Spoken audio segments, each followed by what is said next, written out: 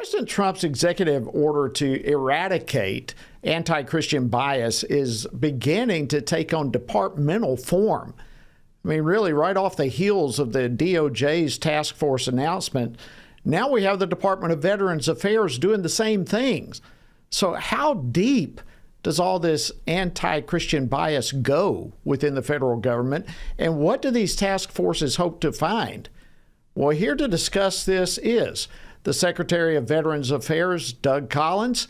He previously served as a U.S. House of Representatives for Georgia's 9th Congressional District, while I served as Georgia's 10th Congressional District, and it was an incredible honor to be able to serve alongside of him. And now, Secretary of Veterans Affairs. Secretary Collins, welcome back to Washington Watch. Great to see you, my friend. Joe, it's good to see you too. Well, listen, let me just first formally, officially, yet again, congratulate you on this incredible position. I cannot think of anyone I'd rather see as a Secretary of Veterans Affairs. What's your experience been so far in this new role?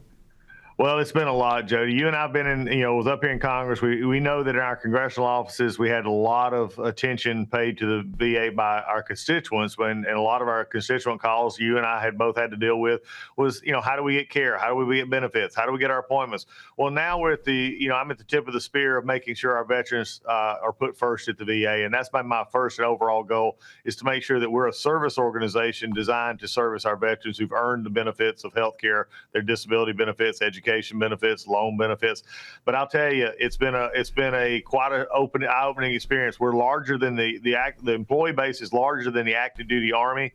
And for years, it's been focused on itself more than it has the veterans. So we're taking some time. We got great folks who want to do what is right. I think it's just leadership to put them in the right direction.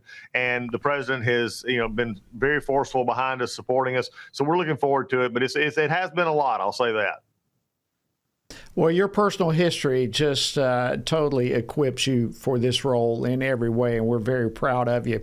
Let's talk, if we can, a few moments, Mr. Secretary, about this task force against anti-Christian bias. What goals do you have in mind for this task force, and what are you hoping to accomplish? Well, I think the one thing is to go back to what you and I have seen so much in our time, both in our pastors, me as a chaplain for over 23 years in the Air Force and also in the Navy, is that it seems to be okay. We have sort of an unwritten rule, especially in Washington, D.C. and among governmental agencies. Yes, we prescribe to religious freedom if you're not a Christian. And I think this has sometimes been the bias. Now, it's not everywhere, but it is in places that you and I have seen it, where we saw it under the previous administration, going after those who are, going to school board meetings, praying them at abortion clinics, these kind of things that have been over the top, whereas other things are ignored. In our own facilities, there was one that was dealt with last year, and I put an end to it, making sure this year it won't happen again, where a chaplain was called on the carpet, so to speak, for preaching out of Romans 1, and some people didn't like it. Well, he was just preaching the truth of, frankly, of what the word says. But as you well know, a chaplain has the protected privilege of speaking as their faith group dictates, and then actually working in the space as a chaplain, whether it be in the VA or in the military itself.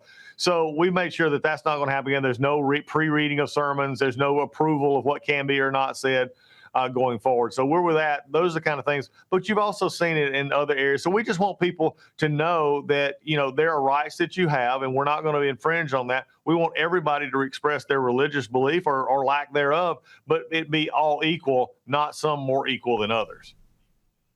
So how deep, now you have a whole different perspective, just how deep does this anti-Christian bias go? And is it going to be a huge undertaking to eradicate it?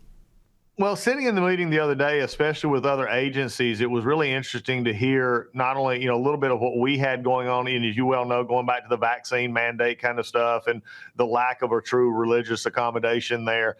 But you're also seeing it in other ways, especially at State Department, the way they had handled issues of homeschooling, issues of other things that would have kept a diplomat off the field, or in the Department of Justice, how they went after some of these organizations, simply because they were out of favor with the mainstream frankly left on the issues of abortion and homeschool and what parents have the right to know about their kids, the transgender, and the issues, DEI kind of issues, being forced to agree to something that, you may have a deep religious belief that is just wrong.